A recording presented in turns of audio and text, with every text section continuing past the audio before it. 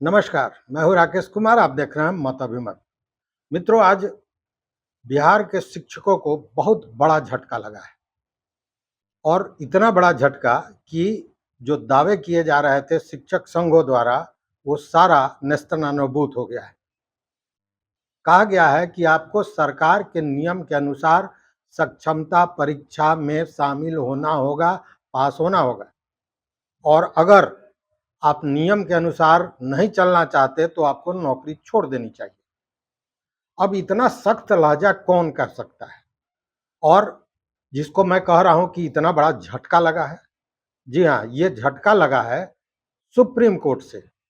भारत के सबसे बड़े न्यायिक संस्थान सुप्रीम कोर्ट ने यह आज कहा है कि आपको सरकार के नियमों के अनुसार सक्षमता परीक्षा देनी होगी, और अगर आप नियम के विरुद्ध, आप नियम को नहीं मानना चाहते हैं तो आपको नौकरी छोड़ देनी चाहिए। ये आज सुनवाई के दौरान सुप्रीम कोर्ट ने बातें कही हैं। जो माध्यमिक शिक्षक संघों द्वारा सक्षमता परीक्षा को लेकर जो विरोध जताया जा रहा था, इसको लेकर एक याचिका दायर की गई थी और आज उस याचिका की सुनवाई की गई।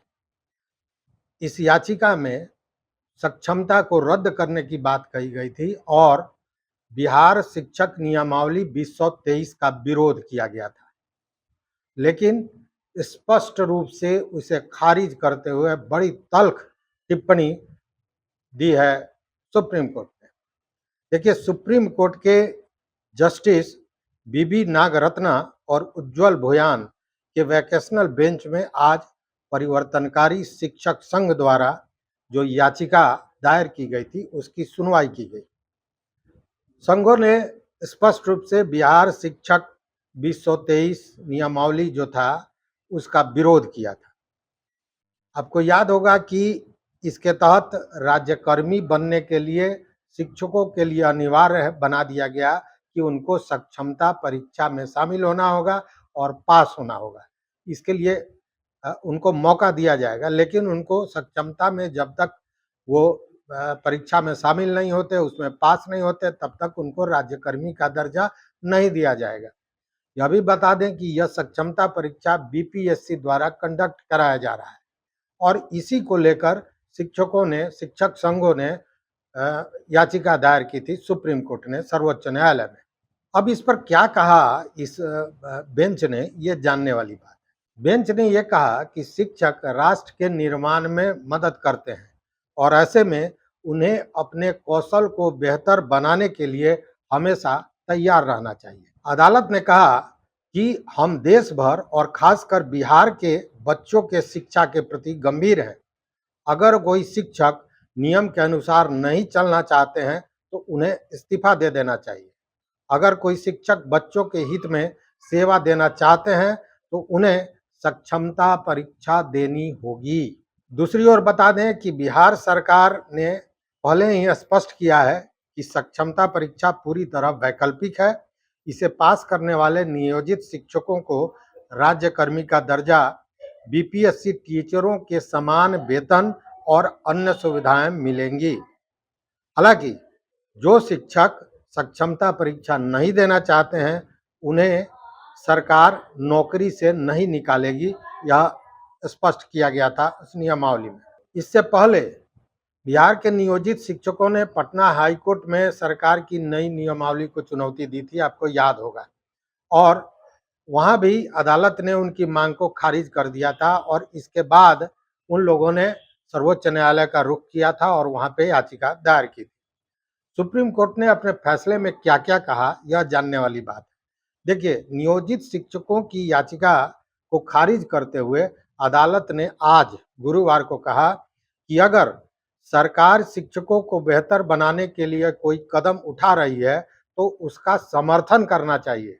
मतलब सक्षमता परीक्षा को अदालत ने कहा कि आपके कौशल को बढ़ाने के लिए एक कदम उठाया जा रहा है। अगर आप इस तरह की परीक्षाओं का सामना नहीं कर सकते हैं तो आपको नौकरी छोड़ देनी चाहिए। नियोजित शिक्षकों को फटकार लगाते हुए अदालत ने कहा कि शिक्षण एक महान पेशा है अगर आप लोग अपने वेतन और प्रमोशन में रुचि ले रहे हैं, देश में लाखों लोग बेरोजगार हैं और यहाँ आप लोग अपने कौशल को विकसित नहीं करना चाहते, आपको इसे गंभीरता से लेना चाहिए या फिर इस्तीफा देकर चले जाना चाहिए। अदालत ने आगे कहा कि गांव के स्कूलों की हालत देखिए, हमारे देश के शिक्षा के स्तर पर नजर डालिए। एक पोस्ट ग्रेजुएशन किया हुआ शख्स ढंग से छुट्टी का पत्र भी नहीं लिख सकता है। जब सरकार शिक्षकों की सक्षमता को बढ़ाने की कोशिश कर रही है, तो आप लोग अदालत में उसे चुनौती देते हैं। सभी लोग निजी और अंतर्राष्ट्रीय स्कूलों में अपने बच्चों को पढ़ा सकते हैं। नियोजित शिक्षकों की ओर से सुप्रीम कोर्ट में दलील दी गई कि बिहार सरकार ने पंचायत शिक्षक नियमावली 2012 के तहत उनकी परीक्षा ली थी। इसके बाद ही उनकी सेवा स्थायी की गई थी। ऐसे में उनकी फिर से परीक्षा क्यों ले जा रही है? बता दें कि इन शिक्षकों को बिहार पंचायत शिक्षक सेवा नियमावली 2006 के तहत नियुक्त किया गया था और इनमें से कई शिक्षक ऐसे हैं जो 2006 से पहले शिक्षा मित्र रहे हैं और बाद में नियोजित टीचर बन गए।